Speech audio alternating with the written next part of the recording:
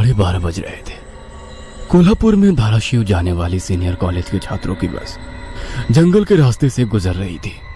Trip खत्म करके वे वापस धाराशिव आ रहे थे। दिन भर मौज मस्ती करने की वजह से सभी छात्र थक कर सो गए थे। दरवाजे की सीट के पास विकास सर और सुशील सर खर्राटे ले रहे थे। बस ड्राइवर विजय मामा भी नींद में बस चला रहे थे। उनके बगल वाली सीट पर प्यून पांडु मामा बैठे हुए थे कि तभी बस के सामने जंगली सुअरों का झुंड आया। विजय मामा ने बस जंगल में रोक दी। कुछ देर में जब रास्ता खाली हुआ तो बस फिर से चलने लगी। कुछ ही देर में विकास सर के पीछे ही दूसरी सीट पर बैठा श्याम नींद से जाग गया। श्याम की उम्र 21 साल थी। पढ़ाई में बहुत तेज था, लेकिन हमेशा अकेला रहने वाला। सर, टॉयलेट जाना है। सर ने आधी आंखें खोलकर खिड़की से बाहर देखा। बस अभी भी जंगल में ही थी। थोड़ी देर बैठ जाओ, जब जंगल खत्म होगा तब मुझे उठा दो, मैं बस रोक दूंगा। वे बोले और फिर आंखें बंद कर सो गए। श्याम बस की खिड़की से बाहर देखने लगा और जंगल खत्म होने का इंतजार करने लगा। कुछ ही देर में जंगल खत्म हुआ और बस वीरान जगह पर आ गई। उसने विकास सर को जगा दिया और उन्होंने ड्राइवर से बस को रोकने के लिए कहा। जैसे ही बस रुकी, विकास सर बोले, किसी को टॉयलेट होना है तो अभी उतर जाओ, वरना बस सीधे धाराशिव जाकर ही रुकेगी। आवाज सुनकर पिछली सीट पर बैठा श्रीकांत नींद से जाग गया।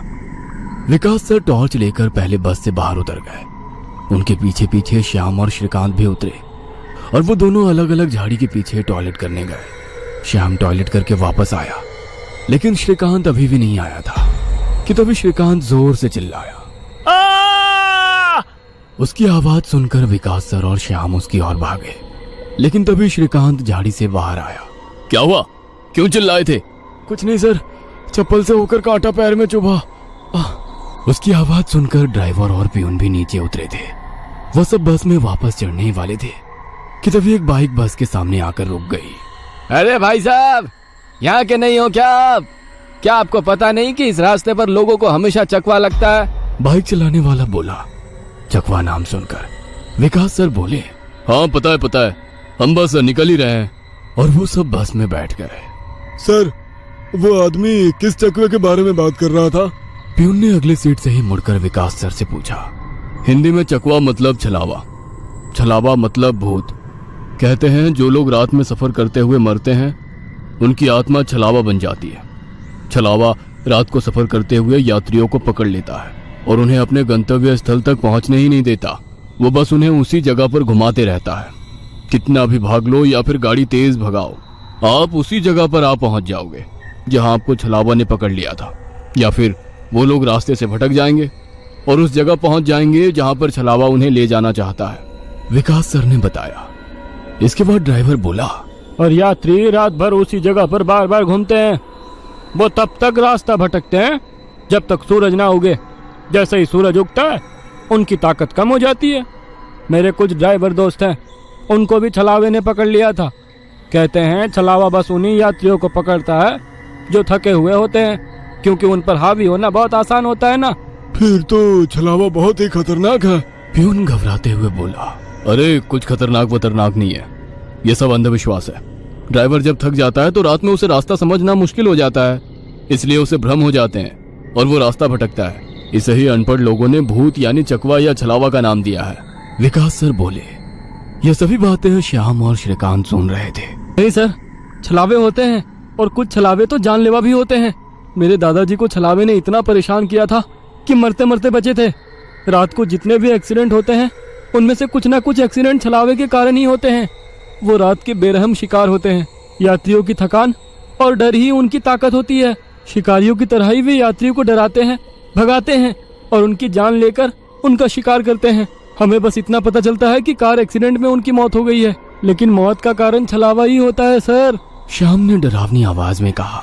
सर, इस का कुछ मत सुनो, इसकी बुआ राइटर है, उन्हीं से सुनी होंगी ये बातें। और राइटर लोगों का तो काम ही होता है बातें बनाना, उसी से तो उनका घर चलता है।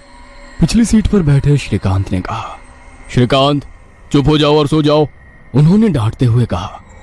और उसके बाद सभी लोगों ने आंखें बंद कर ली और सो गए। कुछ समय बीता। श्याम अभी भी जाग रहा था और खिड़की से बाहर देख रहा था। बस किसी जंगल के बीचों बीच से गुजर रही थी कि तभी उसने देखा कि रास्ते के किनारे एक बंद पड़ी चाय की टपरी है। लेकिन ये चाय की टपरी तो मैंने पीछे भी पहले वाले जंगल में देखी थी। वो मन ही मन बोला और खिड़की के बाहर देखने लगा। तब उसे पता चला कि वो तो वही जंगल है जो वीरान जगह से पहले आया था। वह भागते हुए ड्राइवर के पास गया। विजय मामा नींद में बस चला रहे थे, बीच बीच में आंखें झपका रहे थे। विजय मामा, बस कौन से जंगल में है? होगी किसी जंगल में। रास्ते में जंगल कम है क्या? नहीं मामा, हम वापस उसी जंगल में पहुंच गए हैं जहां पर बस के सामने जंगली सुअर आ गए थे। नहीं बेटा, तुम्हें कुछ तो गलतफहमी हो रही है। वो जंगल तो कब का पीछे छूट गया है ना। उनकी बहस सुनकर विकास सर नींद से जाग गए। क्या हुआ श्याम? सर, हमें छलावा लग चुका है। उसने हमें पकड़ लिया है क्योंकि बस वापस उसी जंगल में आई है जहां से पहले गुजरी थी। लेकिन विकास सर भी ड्राइवर की तरह उस पर विश्वास नहीं कर रहे थे। सर, अगर आपको मेरी बात पर यकीन नहीं हो रहा है तो बाहर देखो। अभी कुछ देर रास्ते के किनारे एक ट्रक दिखाई देगा जो एक्सीडेंट में पलटी हो चुका है। और कुछ ही देर में रास्ते के किनारे सभी को पलटी हुई ट्रक दिखाई दी। ये देखकर सभी हैरान हो गए थे। ड्राइवर ने भी मान लिया कि श्याम सच बोल रहा है कि तभी जंगल खत्म हो गया और बस वही सुनसान वीरान जगह पर पहुंच गई जहां पर वो कुछ देर पहले टॉयलेट करने के लिए रोक दी गई थी। ये देखकर सभी की आंखें फटी की फटी रह गई थी। विकास सर की तो बत्ती ही गोल हो गई थी। श्रीकांत पिछले सीट से आगे आ चुका था। सबके चेहरे का रंग उड़ गया था। बस अभी भी रास्ते पर चल रही थी कि तभी वो फिर से वापस वही जंगल में पहुंच गई। वह सभी जान गए कि उन्हें छलावा ने पकड़ लिया है। ड्राइवर कोई दूसरा रास्ता मिलता है या नहीं ये देख रहा था, लेकिन फिर भी बस वापस उसी जंगल में आ जाती थी। ऐसा लग रहा था कि मानो पूरी दुनिया में बस वही एक रास्ता है जो घूम फिर कर उसी जंगल में ले आता है। सर, अभी इस छलावे से कैसे निकले? मैंने सुना है कि छलावे से बाहर तभी निकल सकते हैं जब सुबह हो जाए। इसका मतलब हमें रात भर इसी सड़क से गुजरना होगा, जंगल से वीराने में और वीराने से जंगल में। क्यों ना हम सुबह होने का इंतजार करते हुए उसी वीरान जगह पर रुक जाए। ड्राइवर बस चलाते हुए बोला। लेकिन शायद मैंने सुना है कि छलावे में रुकना ठीक बात नहीं है। नहीं सर, मेरी बुआ ने बताया था कि अगर सेफ जगह मिल जाए तो रुकने में कोई परेशानी नहीं है। बस इतना ही पता है तुम्हें? और कोई तरीका नहीं है क्या? है, लेकिन वो अभी के लिए नहीं है। और वैसे भी अगर जिस छलावे ने हमें पकड़ा है, अगर वो कमजोर हुआ तो उसकी शक्तियाँ कुछ ही देर में कमजोर हो जाएंगी और हम छलावे से छूट जाएंगे। फिर वो छलावा हमें नहीं पकड़ सकता। इन सभी की बातें सुनकर सोए हुए सुशील सर जाग गए। अरे क्या हुआ? आ गया क्या मेरा बोरगांव? सुशील सर उबासी लेते हुए बोले। तभी सभी ने उन्हें घटी हुई घटना बता दी। यह सुनकर सुशील सर के तो मानो होश ही उड़ गए। लेकिन तभी ड्राइवर जोर से चिल्लाया, सर, आगे एक गांव आया है। यह सुनकर सभी लोग ड्राइवर की तरफ भागे। तब उन्हें रास्ते के किनारे एक बोर्ड दिखाई दिया जिस पर लिखा था, बोरगांव में आपका स्वागत है। यह देख सुशील सर जोर से चिल्लाए, ये तो मेरा गांव है, लेकिन हम यहाँ इतने जल्दी कैसे पहुंचे? हमें तो कोल्हापुर से निकले मुश्किल से 2 घंटे हो गए हैं और मेरा गांव कोल्हापुर से 6-7 घंटे की दूरी पर। ये आपका गांव नहीं है सर, छलावा है। आपके मुंह से बोरगांव का नाम सुनकर छलावा हमें बोरगांव दिखाकर गुमराह कर रहा है। लेकिन अच्छा हुआ बोरगांव आ गया। मुझे लगता है कि हमें यहाँ पर सुरक्षित जगह ढूंढकर छिप जाना चाहिए। और सुशील सर के घर से ज्यादा सुरक्षित किसका घर हो सकता है? लेकिन सर, छलावे में एक जगह पर रुकना खतरे से खाली नहीं है और छलावा खुद में ही खतरा है। वो खुद में सुरक्षित जगह कैसे रख सकता है? तुझे मेरे से ज्यादा पता है क्या? बचपन से मैं भूतों के बारे में सुनते और पढ़ते आया हूँ। तू तय रहा। विजय मामा, बस सुशील सर के घर की तरफ ले चलो। सुशील सर ने ड्राइवर को अपने घर का रास्ता दिखाया, लेकिन तभी उन्हें उनके गली में लोगों की भीड़ दिखाई दी। बस आगे नहीं जा सकती थी, इसलिए उन्होंने बस दूर ही खड़ी कर दी। भीड़ में खड़े लोग जोर जोर से रो रहे थे और भीड़ का रुख सुशील सर के घर की तरफ ही था। भीड़ के रोने की आवाज सुनकर वे सभी लोग डर गए। सुशील सर बस से उतरे और भीड़ में घुस गए। उनके पीछे पीछे सभी भीड़ में घुस गए। वह सभी भीड़ को चीरते हुए सुशील सर के घर के सामने जा पहुंचे और आगे का नजारा देख उनकी रूह कांप उठी, क्योंकि जमीन पर खून से लथपथ 4 लाशें पड़ी हुई थी और वो लाशें थी सुशील सर के बीवी बच्चे की और उनके माता पिता की। उन सभी की किसी धारदार हथियार से गला काटकर हत्या कर दी गई थी। खुद के परिवार की लाशें देखकर सुशील सर का दिल सहम गया और वो रो पड़े। ये क्या हो गया? किसने मारा उन्हें? उन्होंने रोते हुए एक आंख वाले बूढ़े आदमी से पूछा, आज तुम्हारे बीवी ने चाकू से तुम्हारे बच्चे का और तुम्हारे माता पिता का गला चीरकर उन्हें मार डाला और फिर खुद का गला काट कर खुदकुशी कर ली। क्या? लेकिन क्यों? उसने ऐसा क्यों किया? अरे तुमने ही उसे ऐसा करने पर मजबूर किया होगा, वरना वो तो बहुत ही समझदार और नेक दिल इंसान थी। क्या शादी के इतने सालों बाद भी मैंने उसे कभी रुलाया नहीं है और आप मुझ पर इल्जाम लगा रहे हैं? तुमने ही उसे ऐसा करने पर मजबूर किया है। ये लो चाकू और अपनी जान देकर अपने गुनाह का प्रायश्चित कर लो। वैसे भी तुम अकेले इस दुनिया में जीकर क्या करोगे? खुद की जान दे दो, वरना उनकी आत्मा को कभी शांति नहीं मिलेगी। न जाने सुशील सर को क्या हुआ, वो उस आदमी की बातों में आ गए। ऐसा लग रहा था कि वो उसकी बातों से वश में आ गए थे। उन्होंने वो चाकू अपने हाथ में लिया और रोते हुए बोले, हाँ हाँ, मैं प्रायश्चित करूंगा, मैं अपनी जान दूंगा। वैसे पास खड़े ड्राइवर ने उन्हें रोका। अरे सर, ये आप क्या कर रहे हो? ये सब छलावा है, आपका परिवार नहीं है। आपका परिवार घर पर सुरक्षित है। तभी एक आंख वाला आदमी बोला, ए, तूने अगर एक लफ्ज भी आगे कहा तो तुम्हें पकड़कर गांव के बीचों बीच सूली पे चढ़वा देंगे। यह सुनकर ड्राइवर डर गया और चुप बैठ गया। सुशील सर ने जमीन पर बैठकर चाकू की धार अपने गले पर रखी। सर, ऐसा मत करिए, यह सब कुछ छलावा है, इसके चंगुल में मत फंसिए सर। लेकिन फिर भी सर होश में नहीं आ रहे थे, इसीलिए प्यून ने गुस्से में आकर उनको चांटा मारा। तब जाकर वो होश में आ गए और उन्होंने चाकू नीचे फेंक दिया। ये देख एक आंख वाला आदमी गुस्सा हो गया। भाइयों, इन लोगों को भीड़ से बाहर निकाल दो, इन्हें हम बाद में देखेंगे, पहले इस सुशील के बच्चे को पकड़ लो। ये सुनकर भीड़ में खड़े लोगों ने सभी को भीड़ से बाहर कर दिया। श्रीकांत, विकास सर, प्यून और ड्राइवर भीड़ के अंदर घुसने की कोशिश कर रहे थे, लेकिन अंदर घुस नहीं पा रहे थे। सुशील सर के हाथ पैर बांधकर उन्हें जमीन पर बिठाया गया। सुशील सर अपनी जान की भीख मांग रहे थे। मुझे कोई बचाओ, विकास सर, पांडु मामा, मुझे प्लीज बचाओ, मुझे बचाओ। वो चिल्ला रहे थे कि तभी एक आंख वाले आदमी ने चाकू से सुशील सर का गला काटा और उनका सर धड़ से अलग कर दिया। उसने उनका सर हाथ में पकड़ा और भीड़ के बाहर हवा में फेंक दिया। वो सीधे श्रीकांत और श्याम के सामने आ गिरा। वो दोनों चीखे। तब एक आंख वाला आदमी बोला, भाइयों, इन शहरी लोगों ने सुशील को बचाने की जरूरत की है, उन्हें भी पकड़कर उनका गला काट दो। वैसे भीड़ में खड़े लोग इन सब लोगों की तरफ मुड़े। वो गुस्से से इनकी तरफ देख रहे थे। तभी उन्हें बस के हॉर्न की आवाज आई। जल्दी से भागो, जल्दी करो। कुछ ही दूर बस में बैठे ड्राइवर मामा चिल्लाए। उनकी आवाज सुनते ही श्याम, श्रीकांत, विकास सर और प्यून बस की तरफ भागे। भीड़ उनका पीछा कर रही थी। ये सभी लोग जैसे तैसे बस में चढ़ गए। गांव वालों ने बस पर पथराव किया। बस के कांच टूटकर बच्चों के शरीर में उसके टुकड़े घुस गए, लेकिन उसमें से कोई भी नींद से जागा नहीं था, क्योंकि वो सब छलावे के प्रभाव से मोहित होकर सो गए थे। श्याम, विकास सर और श्रीकांत के शरीर में भी कांच के टुकड़े घुस गए थे। कुछ लोग बस के सामने खड़े होकर रोड से बस को तोड़ रहे थे कि तभी ड्राइवर ने उन पर बस चढ़ा दी और बस वहां से चल पड़ी। जैसे तैसे बस गांव से बाहर आ गई। हर कोई अपने शरीर से कांच के टुकड़े निकालने में लगा हुआ था। श्रीकांत अपने हाथ में घुसा कांच का टुकड़ा निकाल रहा था कि तभी प्यून वहां पर आया।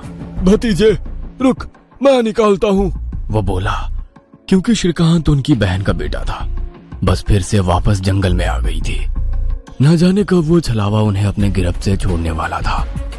सुशील सर की अभी अभी मौत हो चुकी थी। हर कोई घबराया हुआ था। श्याम, अब बताओ हम क्या करें? अरे इसे क्या पूछना है, इसकी वजह से आज सुशील सर की जान चली गई है और हम सब मरते मरते बचे हैं। चुप हो जाओ। हमने उन्हें बचाने की कोशिश की, लेकिन वो खुद अपने भावना को रोक नहीं सके और इसीलिए मारे गए। इसमें मेरी कोई गलती नहीं है। श्याम सफाई देते हुए बोला, लेकिन अब हम क्या करें? हमें बस सुबह होने का इंतजार करना होगा और बिना कहीं रुके बस चलाते रहना होगा। अरे लेकिन बस में इतना डीजल भी नहीं है कि सुबह होने तक चले। अगर बस का डीजल सुबह से पहले खत्म हो गया तो हम इस छलावे का शिकार हो जाएंगे। हाँ, ये भी है। ये छलावा तो मेरे सोच से ज्यादा ताकतवर निकला। आज अमावस्या है शायद ये अमावस छलावा है। बुआ कहती थी कि छलावे के बहुत से प्रकार हैं, जिससे सबसे खतरनाक अमावस छलावा होता है। ये सिर्फ और सिर्फ अमावस की रात शिकार करने के लिए बाहर निकलता है। इसे अकेले 2 या 3 लोगों की शिकार करना पसंद नहीं है।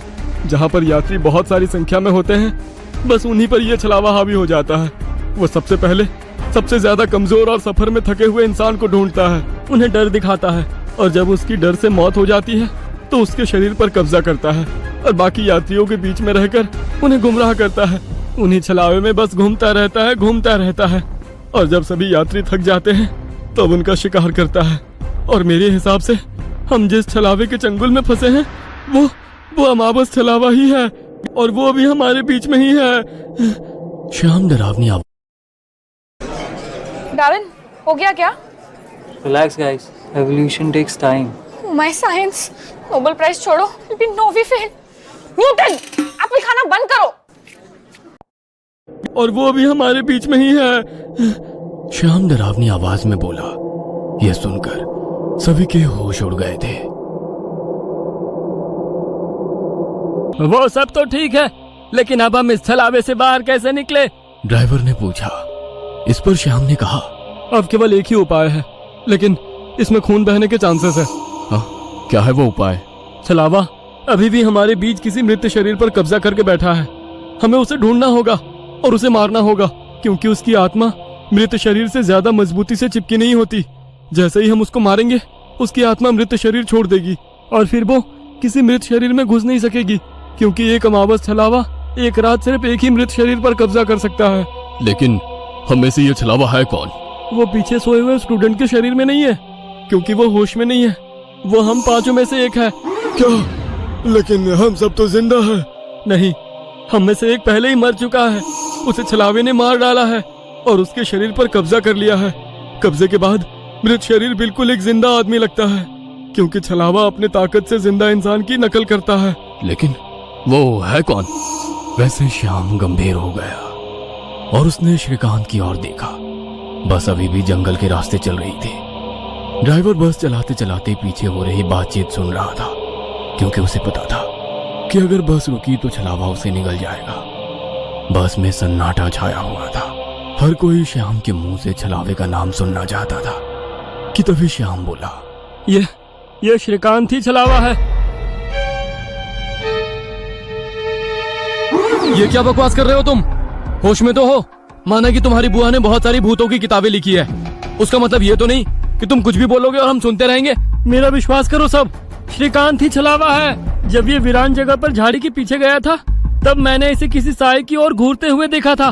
जब मैं देखने के लिए आगे बढ़ा, तभी मेरी चप्पल में कांटा चुभने की वजह से मेरी चीख निकल गई और वो साया वहाँ से गायब हो गया।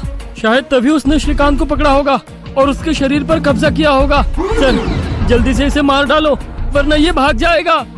यह सुनकर सभी के होश उड़ गए, लेकिन उसकी बात में कुछ तो वजन था। ए श्याम, जुबान संभाल कर बात कर।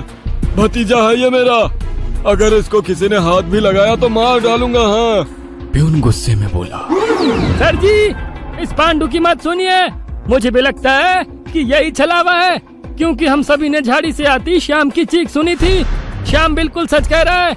ड्राइवर बस चलाते हुए बोला। अरे शक की सुई तो इस श्याम पर भी है। यह भी तो झाड़ी के पीछे गया था और दिखाई नहीं दे रहा था। ऊपर से यह विकास हम दोनों की नजर से दूर था। शायद इसे ही छलावे ने बस के नीचे खींच लिया और वहीं मार डाला। तो ये दोनों क्यों नहीं हो सकते छलावा? प्यून ने कहा। अरे मैं जिंदा हूँ, मैं छलावा नहीं हो सकता। श्याम ने कहा। हाँ, और ये श्याम हमारी कब से मदद कर रहा है। ये छलावा होता तो हमारी मदद क्यों करता? अब बचे तुम तो ड्राइवर के बाजू में ही थे, इसलिए ये श्रीकांत ही छलावा है।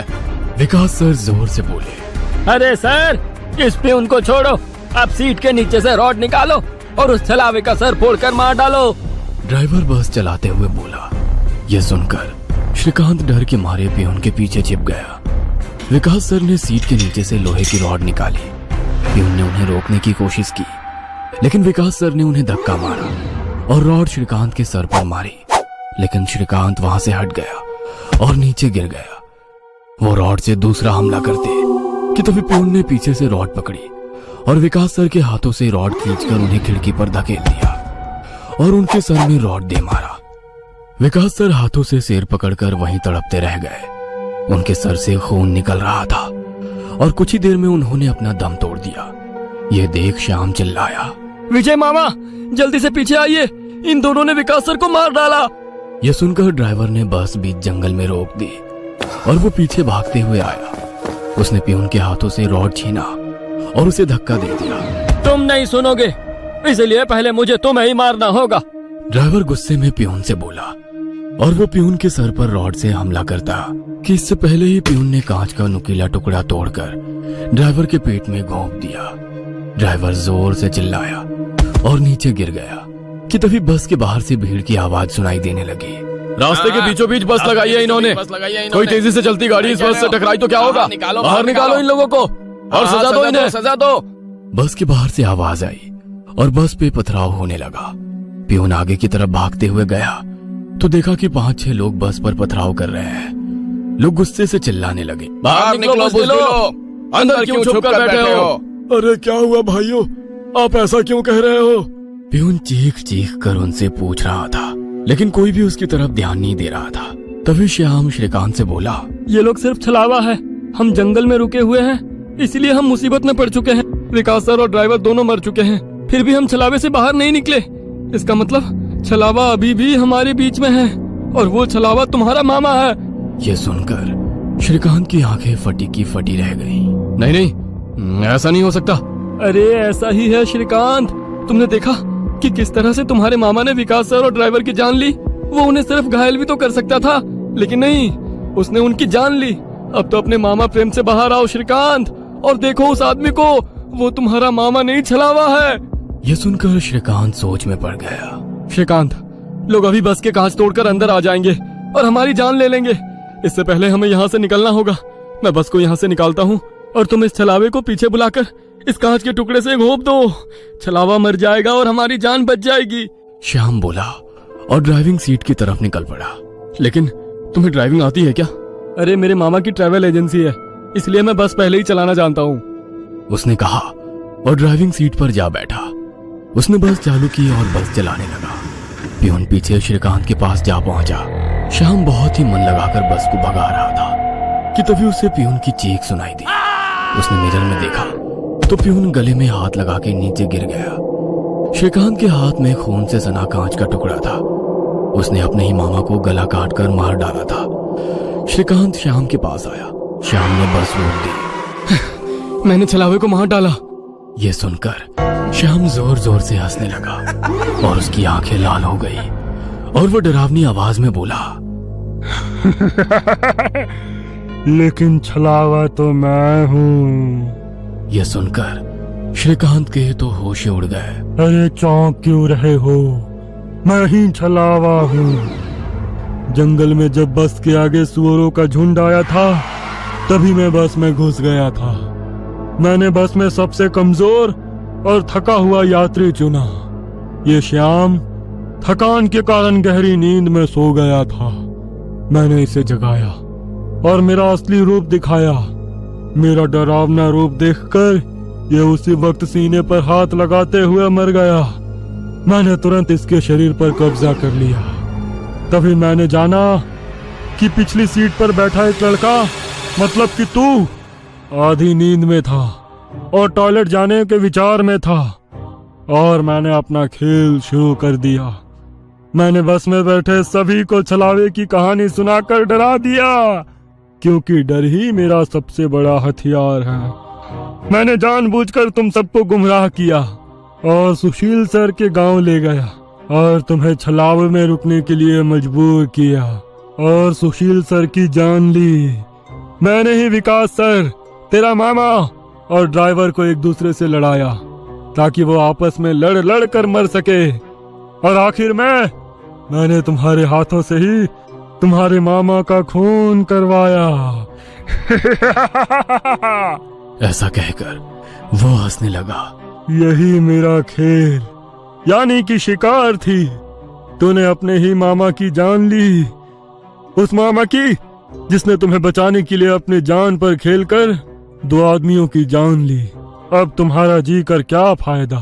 यह सुनकर श्रीकांत के आंखों में आंसू आ गए उसे अपनी गलती का एहसास हो गया। श्रीकांत, आओ बैठ जाओ इस ड्राइविंग सीट पे और ठोक दो इसे किसी पेड़ पे। ले लो खुद की और इन सभी यात्रियों की जान। छलावा श्रीकांत की आंखों में देखकर बोला।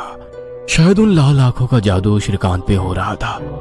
वो छलावे की बातों में आ गया था, जैसे सुशील सर आ गए थे और खुद की जान लेने के लिए तैयार हो गए थे। शायद श्रीकांत को अपने किए का पछतावा हो रहा था और वो छलावे की बात मानने वाला था कि तभी श्रीकांत ने अपने आंसू पोंछे और वो जोर से चिल्लाया, मामा। छलावे को पीछे पैरों की आहट सुनाई दी और उसने मुड़कर देखा कि तभी प्यून ने लोहे का रॉड छलावे के सर पे दे मारा और उसके सर पर 4-5 बार हमला कर उसका सर कुचल दिया। तुम्हें क्या लगा खेल केवल तुम ही खेल सकते हो? अरे मैंने तो तुम्हें तभी पकड़ लिया था जब तुम विकास सर और ड्राइवर की मौत देखकर मुस्कुरा रहे थे। तुम अपनी खुशी छुपा नहीं पाए। तब मेरे दिमाग में तुम्हारी बातें आई। जानबूझकर तुमने हमें गुमराह करके छलावे में रोका और तुम्हारी वजह से सुशील सर की जान गई। तुमने मुझ पर ही छलावा होने का इल्जाम लगाया, हाँ? और मेरे मामा विकास सर और ड्राइवर के बीच आग लगा दी और बाद में तुमने मुझे ही मेरे मामा को मारने के लिए कहा। और हद तो तब हो गई जब तुमने कहा कि तुम्हारे मामा की ट्रैवल एजेंसी है, जबकि श्याम का मामा तो हमारे कॉलेज के बाहर गोलगप्पे का ठेला लगाता है। श्रीकांत ने अपने मामा के हाथों से लोहे की रॉड ली और छलावे से बोला, अब तुम चैन से शिकार करने के लिए अगले अमावस की रात का इंतजार करो, क्योंकि आज तुम खुद शिकार हो गए हो। और ऐसा कहकर उसने एक रॉड का वार उसके कुचले सर पे कर दिया और उसके शरीर से छलावा काले धुएं के रूप में बाहर निकला और बस के बाहर निकल गया। और जैसे ही छलावा बस से बाहर निकल गया, सभी स्टूडेंट्स नींद से बाहर आ गए। आज पहली बार कोई अमावस छलावा किसी यात्री से हारा हुआ था। बस के ऊपर हवा में उड़ता हुआ छलावा दर्द से तड़पने लगा और चिल्लाते हुए हवा में बिखर गया। उस छलावे को अपनी योनि से मुक्ति मिल गई।